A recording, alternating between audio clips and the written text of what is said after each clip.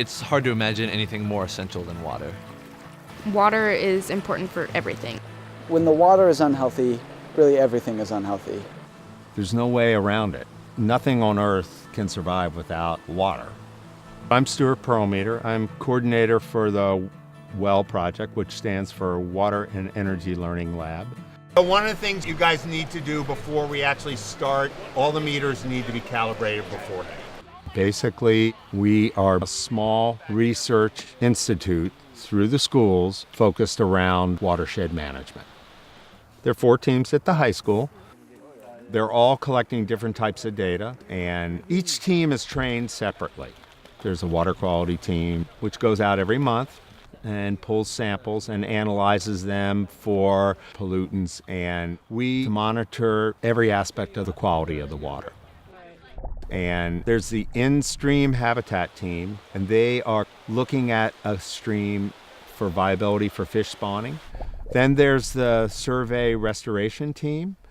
They go to old restoration sites, and that team also surveys for fish populations in the stream.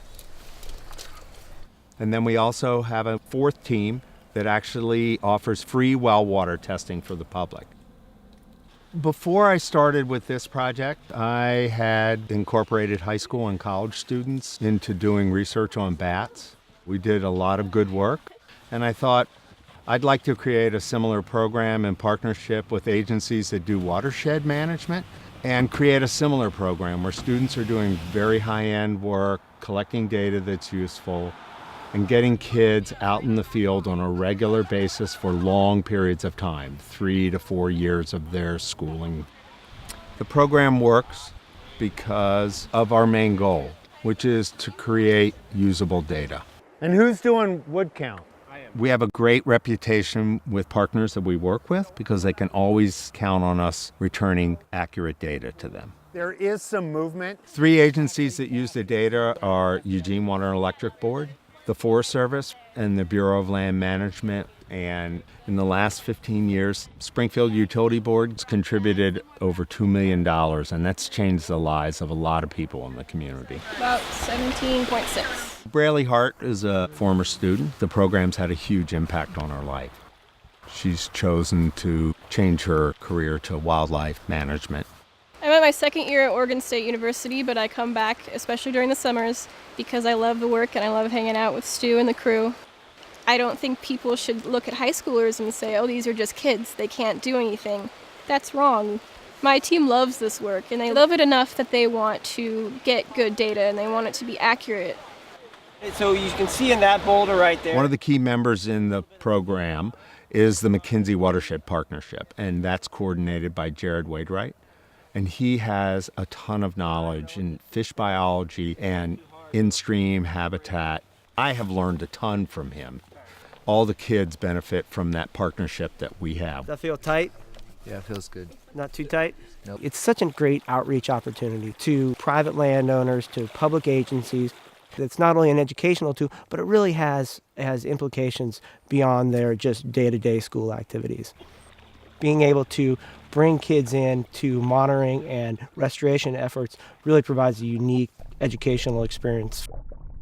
Learning by doing is great because you take the information that you're receiving and you automatically kind of connect it with an action. Knowing that you can change your community and learning also what it's like to be on a job is very important. It's been a great experience, not only the scientific part of it, but also how to interact in the small group. You really get to connect on a deeper level than you necessarily would in a classroom where there's more people. Welcome back. In the last 5 years, we have developed 5 middle school restoration teams, and those teams plant native species along waterways to improve the quality of the water. It's real, it's rigorous, and it's rewarding. It's kind of the 3 R's of education, and they feel like they're making a difference in the community.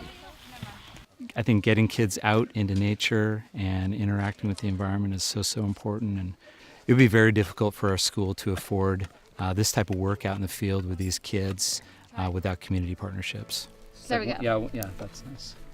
Jared Wainwright and I have talked about where we want to take the program next, We want to start having the kids actually analyzing the data. That's the next big step for us. So do you think that this is a key? I'd love to see the program replicated. Our programs have been ongoing for 15 years now, and we are happy to come down and help any school district or agency that would like to replicate this program in their community.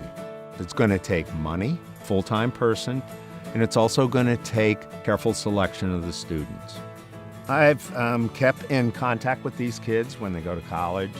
I have gotten to watch them grow up. They start off as freshmen, a little bit intimidated, and by the time they're seniors, they're wonderful, confident kids. The whole program comes down to the students. It doesn't matter about the rain or shine. These kids will be out here. They just want to do the work.